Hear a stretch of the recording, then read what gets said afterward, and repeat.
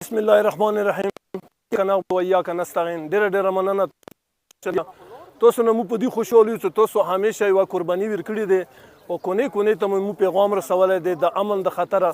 تاسو ډېرې قربانیانې دي او ته کوم تپوس وکړو چې نن پوه شولې کومه جرګه وشوله، چیف سیکرټري صاحب، آی جي صاحب، ډي آی جي صاحب، کمشنر صاحب راغلي وو. پوه شوې ګوره زه ته یوه خبره صفا کوم. پیله خبره دا دی چې نن حق دا جوړېدلو چې هر علاقې مشر نه یوه رایه اخیستې شوې وه، یو منټ دوه منټه ولې چې هر سړي خپل حق دی، د هر مشر خپله ایریا دی. نو یو خو موږ پوه شي د دې خبرې مزاحمت کوو چې دومره کال بعد چیف سیکرټري صاحب راشي یا آی جي صاحب راشي بیا موږ ته دا مقام میلاو نه شي چې یاره کم نس کم خپله رایه پیش کړه. یو خو موږ دا مزاحمت کوو چې آینده د مهرباني وشي چې کله داسې مشران رسي نه هر یو مشر ته دا اجازت میلاو شي چې خپله رایه پیش کړي. دویمه خبره دا دی مین مسله اوس د کورمې چې کوم پوه شوي مخکې پوزیشن روان دی د شرګردۍ روانه دی. ګوره موږ 2007 نه که شیعه دی که سني دی سپو خبرې کوو، تباه برباد شولو. پوه شولې بچي مو مړه شولو، نوجوانان مو مړه شو، خویندې میندې مو مړې شولې.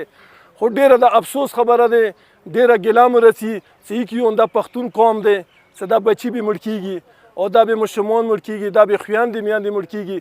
خو زه خو یو د میډیا په ذریعه باندې ټول پښتنو ته پیغام واستوم چې که هغه شیعه دی که سني دی که هغه د پاکستان هندو دی، یو شو یو موټی شو. پوه شولې خپل حق دپاره خپل اواز دپاره او چې څوک دهشتګردي کوي د هغه مقابله وکړو.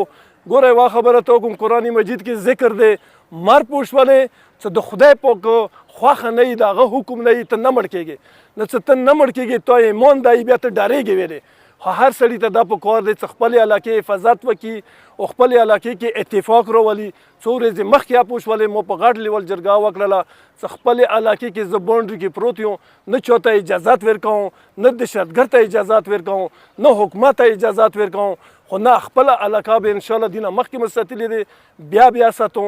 او موږ به دا سوال کوو چې یا الله د مو د کورمې اتفاق په نصیب کې او انشاءالله چې د مو اتفاق کې د مو مقابله هیڅوک نشي کولی. خو ډېره د افسوس خبره دی چې موږ بې اتفاقي نه خلکو غلطه فایده وچاته کړله، خلکو پوه شئ ګاټې وکړلې، خلکو پیدې وچاته کې.